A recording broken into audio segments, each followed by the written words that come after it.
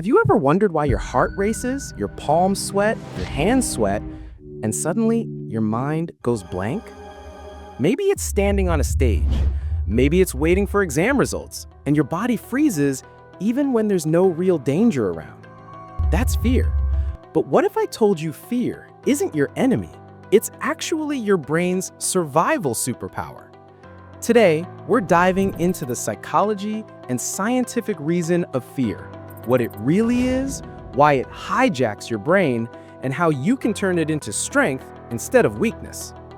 Our core inquiry today is to discover the root of fear, separate from its various expressions, because, as the philosopher suggests, if we can truly find that root, then all our conscious and unconscious fears lose their power. The moment we perceive the root directly, the specific fears become less significant. Popular, influential philosopher says fear is a product of thought. It is not in the actual present moment, but in our projection of the future or memory of the past. Andrew Huberman says fear is a nervous system phenomenon, reliably called an emotion. It involves both physiological responses, quickened heart rate, changes in blood flow, and a cognitive component, like thoughts and memories.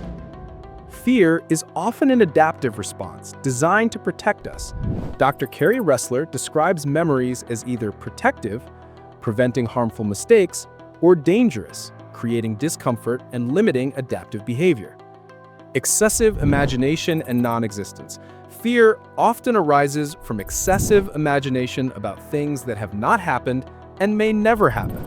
Most fears, in reality, never materialize.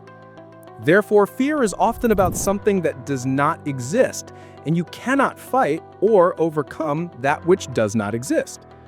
Instead, it's like producing horror movies in your mind. Think about it. Why are you afraid of failure? Not because you are failing in this exact second, but because your mind remembers a painful past and imagines it happening again in the future. You're afraid of losing someone, not because they are gone right now, but because thought projects the possibility of loss tomorrow.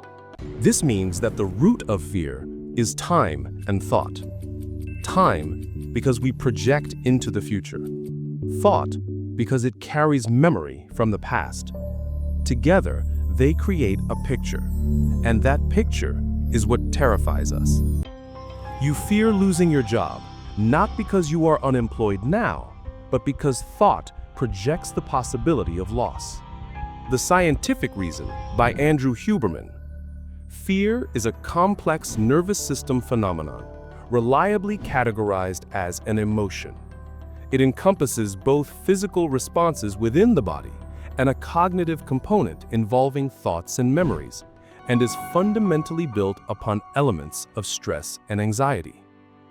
Its scientific root involves the hypothalamic pituitary adrenal, or HPA axis, a three-part system that triggers the release of stress hormones like adrenaline and cortisol.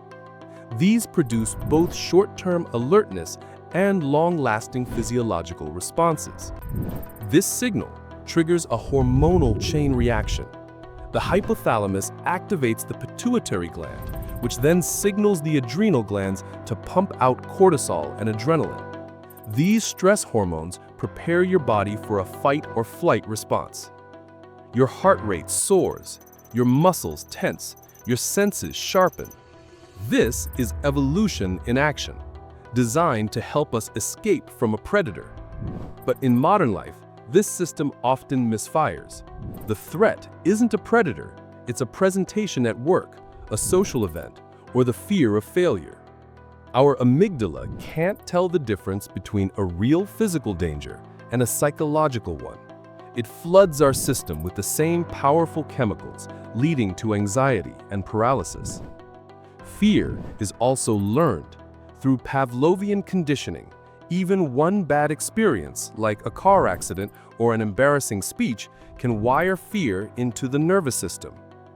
This is why fear can feel so overwhelming. It isn't just the reflex of the body, it's the way thought locks onto it and repeats it. A painful memory becomes a constant projection. A single bad experience wires itself into the nervous system, and thought keeps bringing it back.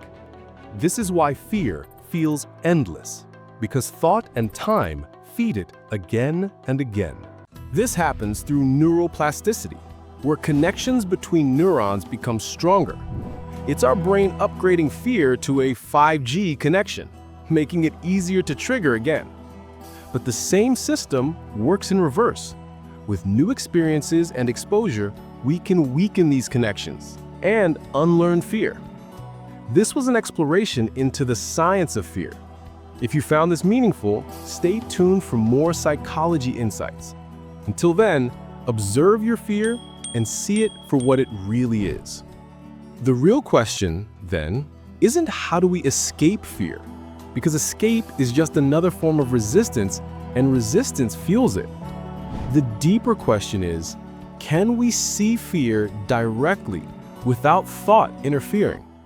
When you feel fear, the heartbeat, the shallow breath, the tightening chest, can you observe it without judgment, without projecting it forward or dragging it back from memory?